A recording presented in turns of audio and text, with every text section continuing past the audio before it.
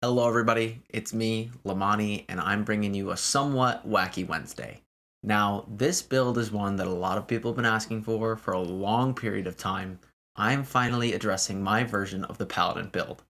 I will say, I'm not a huge fan of Paladin builds, but this is an unkillable monster where you can solo endless waves of mobs, even if they're level 63 elites in my favorite spot, the mines, to do some testing. You can see I am pulling huge packs. I'm not dying. I'm healing through it. Sure, sometimes it gets a little bit dicey, but when you have 8 to 10 people hitting you, it's going to be pretty sweaty and a little bit dicey, no doubt. So, this build, whether it's PvP, PVE, it excels at taking on large quantities of enemies and not dying. Sure, you don't have huge damage output, but I will argue with the proper setup, you can still put out a ton of damage. Like, I'm still hitting for 800 to 1000 late attacks and hitting abilities for 1.7 to 2k. And I can keep resetting abilities with the way my weapons and loadout is set up. And it is pretty fun just to be an unkillable wrecking ball. So before we get into the video, I want to say thank you for all the support.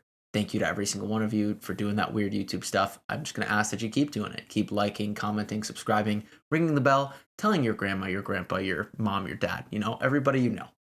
I appreciate it. If you want to connect with me, feel free to leave a comment. Also, join the Discord. It's going to be linked in the description. Feel free to DM me if you have builds you want to talk about. Anything you want to talk about, hit me up. I will respond, I promise. If you want to follow us on Twitch, we'll be doing live streams. Today we'll have a live stream.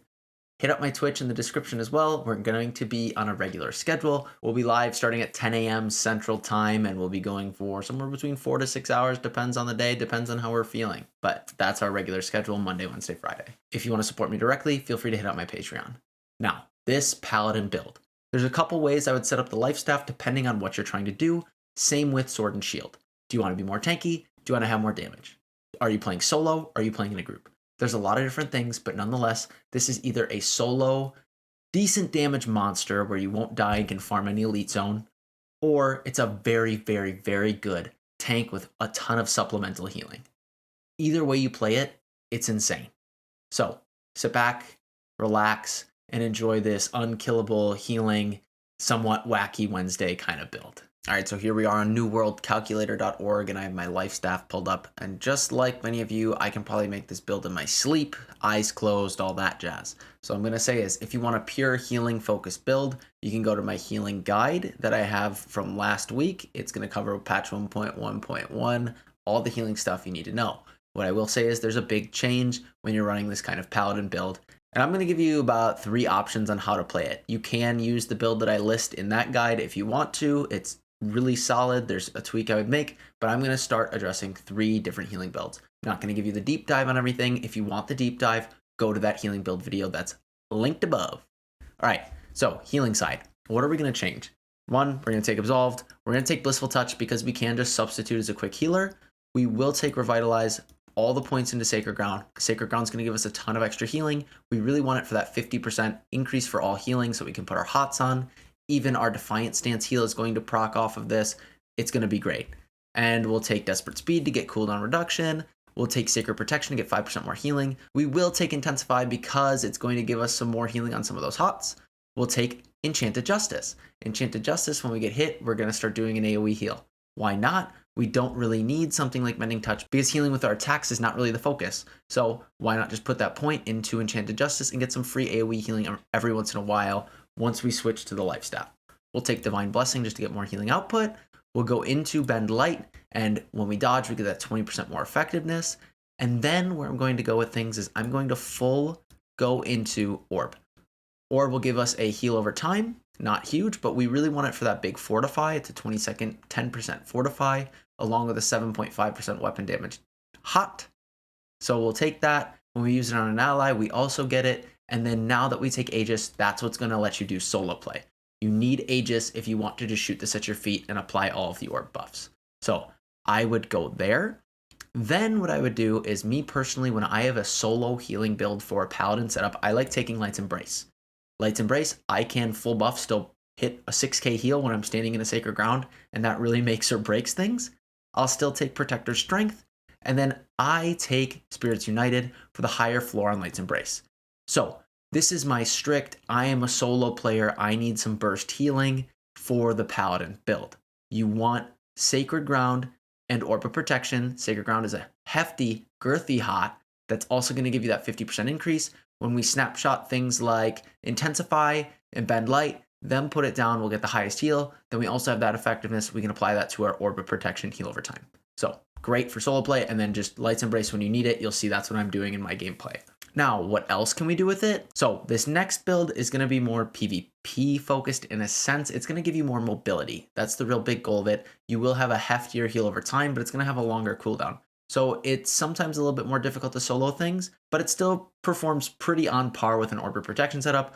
I will say it's a little bit more risque, but again, the PvP is the focus on this one. So I would go into Bend Light. I take every single beacon point. I don't need to take Protector's Touch because I'm not keeping Life Staff out, and if you get the Fortify and then Weapon Swap, it doesn't do anything for you. So we take that, we'll take 10% more healing, and then me personally, I'd take Spirits United and Light's Embrace. So you still get this healing from Light's Embrace, you have that big, chunky healing potential, you have a heftier hot from Beacon, but you also get Speed of Light. So when you take some damage, you get a 20% haste, and comboed with some of our Sword and Board stuff, you can move pretty fast. And then we take Accelerating Defiant Stance, you can zoom around like no tomorrow. Sure, it's a little bit niche and it's for a very short window, but you can still zoom pretty fast. So if you want some more mobility, you want to be like a little NASCAR in PvP, this is a good solid setup for that. All right, and this final setup is meant for a strict tank. So if you're a tank and you just want supplemental healing in addition to a primary healer, you could run this solo, but you're not going to have that burst potential with weapon swapping to Light's Embrace to keep yourself high just in case you have one of those oh no moments or you're tanking 10 mobs and you need to get that big heal off. So you would take Orb of Protection all the way. We need Aegis so we can use it on ourselves, but again, we have that opportunity to use it on our teammates. And then I would say put at least 2 points into Beacon. Now, if you want some speed, like I was saying, doing some NASCAR stuff, feel free to take Speed of Light. If you want more healing, I would take Bend Light. You do a quick dodge, put all your stuff down, go for it. If you don't want to burn the stamina, then I would say take Protector's Strength. So this is the setup if you're wondering for a strict tank healer. Now, what I will say is if this is the build you want to use, you have one flex point.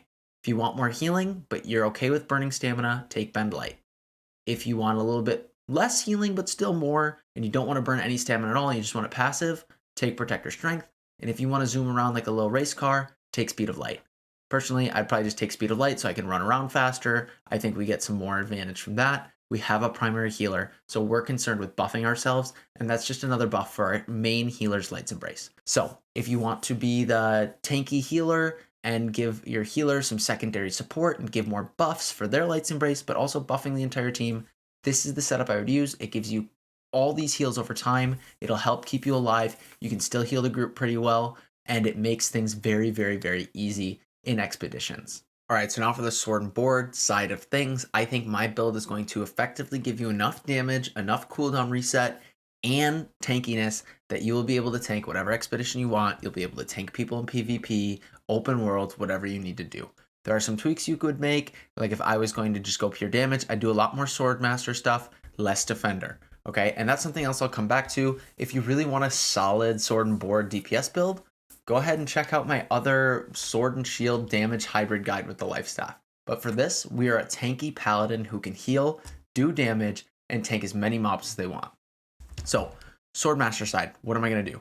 Powered Stab, 30% in power. Synergize is great because we don't have as much offensive throughput. We'll then take Achilles Heel. The reason why we take Achilles Heel is because we will go into Opportunist. This gives us a 10% damage on slowed foes. Well, this slows foes for us, so we don't actually have to worry about it. Then what we'll do is we'll go into Reverse Stab, and we'll take all of the points into Reverse Stab. The big thing is Tactician. So on successful hit, we'll have all sword cooldowns reduced by 25%. Now, what it doesn't say is that applies to every single person we hit. So when you hit 4 mobs, you will get complete resets on all of your cooldowns, including Defiant Stance. So when you have Defiant Stance and you hit those 4 mobs, you have the heal bonus to it. Let's say we have it running, you hit Reverse Stab, and then you hit Defiant Stance again. It's going to pop your free 2k heal, even more when you're inside of your own Sacred Ground. And it's also going to be impacted by a 150 focus bubble, so you heal even more. Great synergy there. So the rest of the side, we will have to take confidence, although I don't love it because our health isn't always full. We do need it so we can get into leadership. We'll take critical precision, we'll take counterattack. This opens up leadership for us. When we block, we get an empower. On crit, we get some haste. So because we're in heavy armor, we don't have as much mobility. Critical precision is fantastic when comboed with accelerating beacon and all other kinds of haste buffs. We can really fly around. And then because we take accelerating defiance stance, we're even faster than before. Like you fly with accelerating defiance stance on alone, combo with all this other stuff. It's pretty crazy. But then we'll go into leadership to get that 10% damage to make up for any damage throughput that we're kind of missing out. We get a lot of empower, a lot of higher damage abilities through the passives in Swordmaster. Now defender side, we only have 8 points. What I think is most beneficial is to take Study Shield, so we get 15% more physical armor. I actually avoid elemental resistance. I think there's some more beneficial things we can get, and in reality, it's not that much more resistance we get from it. I just want this physical armor one because this does impact the amount of health we get from the 100 con bubble. So I figured why not? And the most damage we see is physical. I'll take Shield Rush, and the big reason I take Shield Rush is to get improved rush. Now, when you hit a Shield Rush, this makes it so that all enemies within 5 meters get a 10% weaken, so they're doing 10% less damage. Fantastic for those big AoE pulls like you were seeing before. I do pick up defensive training, so we get a 10% fortify every time we block. Pop up block for 1 second, 10% fortify. Combo that with orb. You're pretty tanky. Combo that then with fortifying sacred ground. Even tankier. It just gets better and better and better. We will then take all of the points into defiance stance. You will get, when your health is above 50%, we get a 20% damage reduction. You get the rest of the defiance stance stuff, getting that 30% damage reduction. And then we get a big heal when Defiant Stance ends. Defiant Stance itself is a 45-second cooldown, but again, comboed with Tactician, you can reset this pretty quick. We also run with Refreshing Move on our sword. It's insane. It's almost constant damage reduction uptime, constant healing. Something else you can do with Defiant Stance is actually just hot swap to your staff really quick and you'll get a free 2k heal. It pops when you switch weapons. So if you want to force that heal, if you're in a really tough situation, switch weapons really fast. It's like you're popping a mini health pot. It's really nice. We'll then also just take recuperation to get that increased healing. Now, what I will say is you can opt for different things. Like if you want Final Blow to get some more damage output and you don't think 10% more healing is nice, go for it. But in general, this is the tankiest kind of damage hybrid I have found with all of my testing, with the perfect setup for abilities to synergize well with your perks and to give you more survivability. If you want to flex some points, you could take out recuperation, you could go into Final Blow. But I think you can run this build as a full tank. I think you can run this build as an open world kind of DPS. You could even put more points into strength, less into con. I think this is a great setup to have. So if you're wanting to tank a lot of mobs, get a lot of cooldown reset, keep healing yourself, and do these big elite pack pulls, I would opt for this build on my sword and shield. If you want some alternatives, feel free to DM me in Discord and we can talk about it and change a few things up. But this will make you the tankiest to solo the most mobs. All right, so how about we talk gearing and attributes? Let's just get right into the attributes section. What are my bare minimums? I'm going to say 50 strength, 150 focus, 200 con. You'll see my con number is not high enough because my sword and shield aren't out, so make sure you're thinking about that. Your sword and shield have to actually be out for you to get the bonus from the stats. So anyway, 50 strength, 150 focus, 200 con. Now, with my con, I do push it with the 30 food. It's like 12 gold on my server. You can push it with the 30, the 20, depending on the prices, or if you even want to use it. Or just take some focus out, push it into con, but I think having that 20% increase to armor, synergizing with our passive armor increase, and also getting more max health, I think that con number is absolutely necessary for tanking, soloing lots of mobs. It's great. So 50 strength. It gives you some damage scaling. It'll also give you that 5% damage to melee weapon light attacks. We're doing a lot of light attacking here in this build. Sometimes we can't always get the heavy attack out. I also try to get that heavy attack before your reverse stab, but we're doing a lot more light attacking. Focus, that 150, we get that 20% healing output. That applies to Defiant Stance. That applies to all of the healing we're doing with our life staff. It's a really solid number there. I pushed even farther so I can get more healing. It just helps solo more things. It gives you more of that window. If you get that 20% duration on casted buffs, this applies to your Fortify, your heal over time from Orb. It does not apply to Beacon.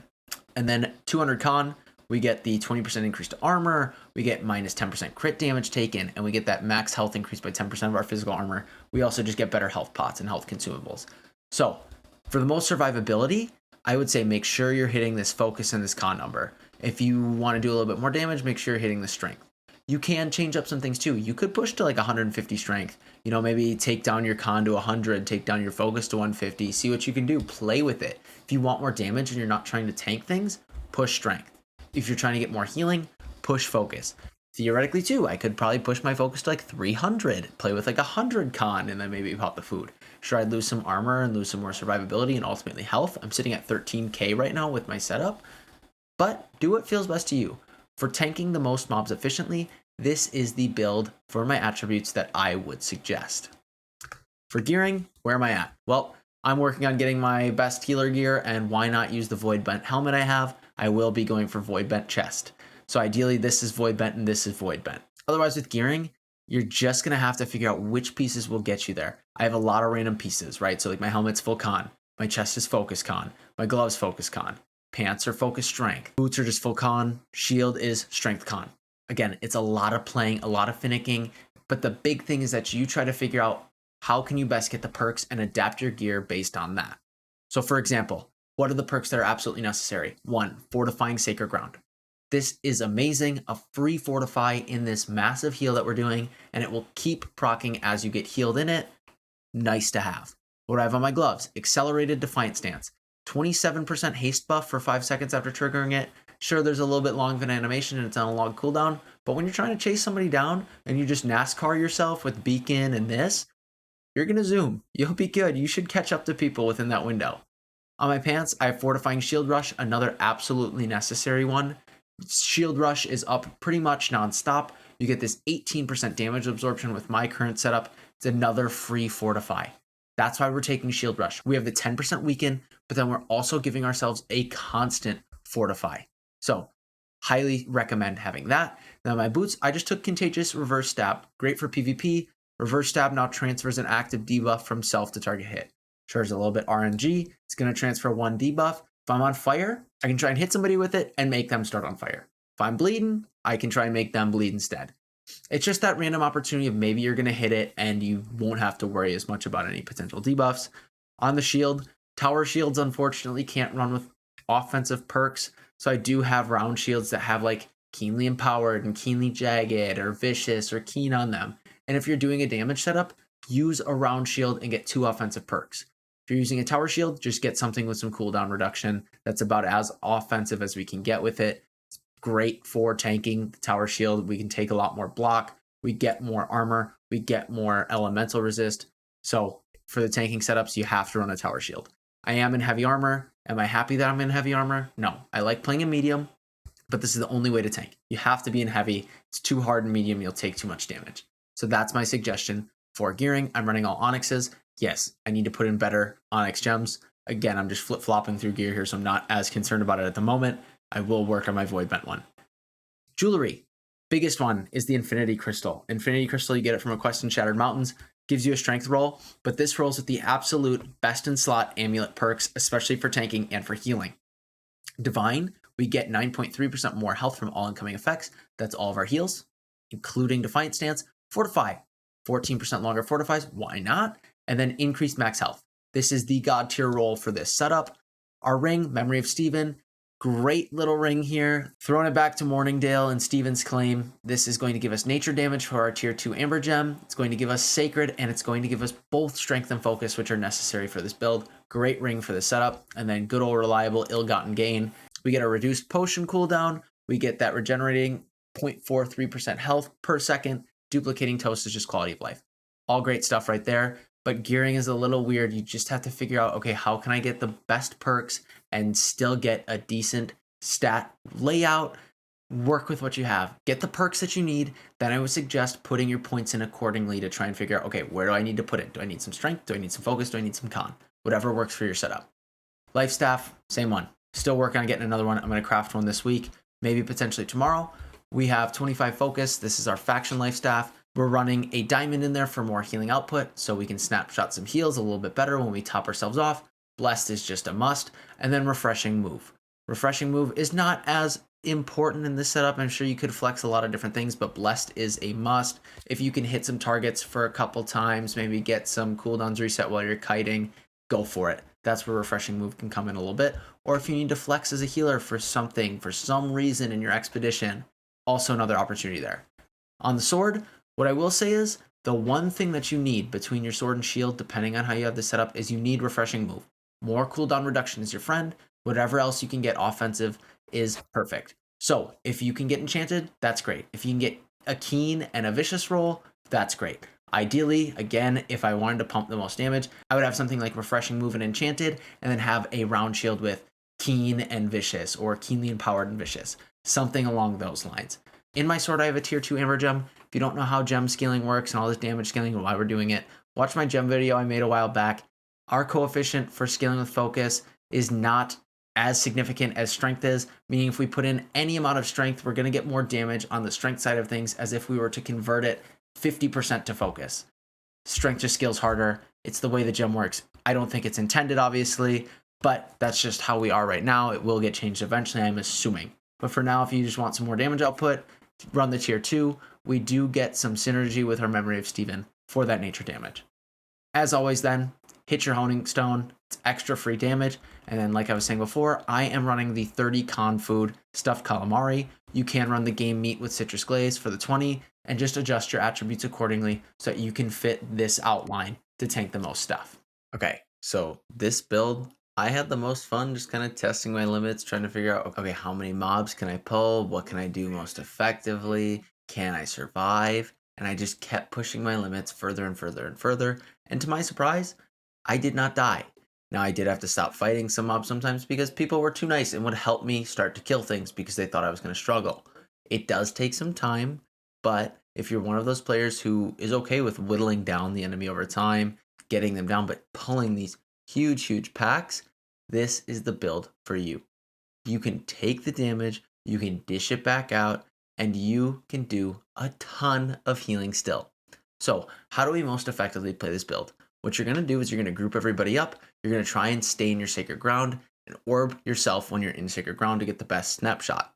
You will pop Defiant Stance. That will make you take less damage. And then when that's done, it will pop about a 2k heal. Now, if you ever weapon swap, that will also heal you. Or if you pop Defiant Stance because you got a cooldown reset, that will also proc the heal as well. You'll keep shield bashing your targets because you want to maintain that weaken, and you want to give a little stagger. Maybe you're trying to interrupt them so they don't heal themselves, and you get the Fortify on top of that. So again, more survivability. We want to essentially have Defiant Stance and the Shield Bash Fortify on constant rotation, and that weaken is extremely important as well. How do we best maintain those buffs and debuffs? Well, through reverse stab. You'll see when I'm with a big pack, I try to pull at least 4. If you reverse stab and hit every single one, every single cooldown gets reset. So sometimes you can just keep chaining reverse stab into reverse stab into reverse stab, keep staggering them and do a big chunk of damage, stagger to a big chunk of damage, and you can keep resetting those big cooldowns that will keep you alive. Sometimes I don't even put my heals back down because I'm liking the risky play. I want to just show off how defensive this build is, even without healing. If you just play in your heals the entire time, you will never die. There's just zero chance. It is almost impossible. Yeah, it gets a little bit sweaty and sometimes it's a little bit hairy, but the amount of survivability that you have, still comboed with decent damage output, this is an insane solo build. So this is a great playstyle for a lot of you maybe on lower pop servers where you don't get to run around just elite farm. Maybe you're looking for a bit of a challenge. You want to take on some bigger bosses. You want to take on these 63 elites. This is the build to do it with. Having Light's Embrace as a solo is key. You get so much healing, and those heal over time kind of supplemental tank builds do not give you enough where you will always keep your health up. Sure, it's more reactive style of play, and you might have to dodge and dip a little bit to get it off, but it's sure relaxing knowing that at any point I can heal myself back to full. So, again, you can pull these big packs and you can do it with a ton of success. I'm sure you can go all over the map, solo whatever bosses you need to solo, and get going on the gear score grind, have some extra fun, maybe push yourself to the limits. What can you solo? I'm curious to see where this build can really take me as far as soloing things if we play optimally. I think you could bring down some pretty big bosses if you're healing yourself, blocking damage efficiently, and dodging out of the way of some mechanics. And so that's something I might do in the future is just see, okay, which bosses can I actually solo with this setup how far can I get into this expedition as a solo with this setup? So, if you're all about pulling big packs, whittling them down, and kind of having this war of attrition of, I will outlast you, this is the build for you. If you're on a struggling PVE, small server, go do this build. You can pretty much farm whatever you want to farm and have fun with it. And it is great testing the limits of the build. It does not only apply to PvE though. It does do very well in PvP. People can't kill you. When we start getting into 1v2, 1vx territory, it's a little bit more difficult. People with a Void Gauntlet hard counter you with Nullifying Oblivion. Any healing reduction really limits your ability to play, but you can still dance around it, keep yourself up, outlast them. I will say no matter what, in any 1v1, you will not lose, you will not die, and it will not even come close. You can chase people down, you can do all sorts of cool stuff, and just keep interrupting them with Shield Bash, Reverse Stab, and they just can't attack you. You keep swinging, you keep resetting your cooldowns, they're going to have a bad time. They're going to sit there trying to just melee swing on you, and you do enough damage to compete, scare them off. And then when they run away, you pop Defiant Stance, chase after them. Maybe you have Beacon up and you get that real solid 40-yard dash time. You will keep up with people, they will not kill you, and you will bring them down no matter what. This build is just so good for solo play. It is so good if you want to tank a dungeon. You will have to swap into a Carnelian for your sword if you actually want to, but do not think that this is only an open world build. This is a fantastic group setup when you have that Carnelian in. You can hold that aggro really well. You can negate all the damage that's coming into you. And if you have any healer helping you, it should just be an absolute cakewalk. You have no concerns, tons of survivability, and honestly, it is just fun to be this brick wall that people are just swinging into. It's nice to see a level 63 elite not doing damage to me. Not gonna lie. There's been a lot of Paladin builds out there, but I think this one, with the abilities that we run and comboing it with something with Light's Embrace, makes it kind of separate from the rest. I think it comes out on top and gives you a lot more solo ability than other builds. Other Paladin builds are more focused around that tank role and having a healer. This combos tankiness with damage, with healing, and gives you the absolute best in one scenario for all styles of play. So I hope you enjoyed the Lemoni take on the Paladin. I hope this serves you as a great solo build so that you can do the content you want on any server. Whether you're small pop, whether you're high pop, whether you want to tank or do a little bit more damage. I hope this best fits your idea of a Paladin in New World. So let me know if you have any questions on the build. Let me know if you want to tweak anything. As always, you can manipulate these things. I just want to give you a guide. You could push more strength. You could push more focus. You could even push more con if you want to. If you have any specific questions, feel free to leave a comment. I will get back to you. I will be more responsive to Discord DMs. There's just a lot of comments coming in. I try to take some time and read through some of those though. But if you want to talk through the build, if you want any other builds, if you want to just kind of pick my mind and, go back and forth, send me a Discord DM. I'm sure I will connect with you. Feel free to join the Discord. We are almost at 1,000 people. So join up, get in here. There's people on at all times of day, just chatting, doing stuff. I'll let you know when I'm going live, when I'm posting videos, all that jazz. On another note, follow me on Twitch. I will be streaming today. Should be very soon, depending on the time I get this out. But I will be regularly streaming at 10 a.m. Central Time, Monday, Wednesday, and Friday. And we'll just go as long as we want to go. So keep that in mind. Keep that on your calendar. Tell everybody you know. If you could keep doing that weird YouTube stuff, please like, comment, subscribe, ring the bell. I would really appreciate it. And if you want to support me directly, please feel free to hit up my Patreon. On Patreon, I'm just asking for more input. I kind of give you an inside view of what's going on for me. I talk about when I post videos, extra feedback on what things people would like to see, just things of that nature. It's another outlet for you to send me a message. It's easier for me to see those there too. It's just another way to directly support me and support this journey we're on. Nonetheless, I appreciate all of the support from every single one of you, but I'm going to read off my list of Patreons because I think it's important. So, thank you Jacob, Adrian, Thuggish, Shane, Gil, Schmeezy, Anarino, Ajuro, Nathaniel, Thonar, Nicasio, Joseph, Tarvi, Generic Guy, Ronan, Ralph, Bob, Florian, Blue Beagle, Jay Kitchens, Wentz, Dexter, Rich, Rob, Matthew, and Josh. Thank you every single one of you for your continual support. Thank you for watching. Thank you for listening. And thank you all for being you.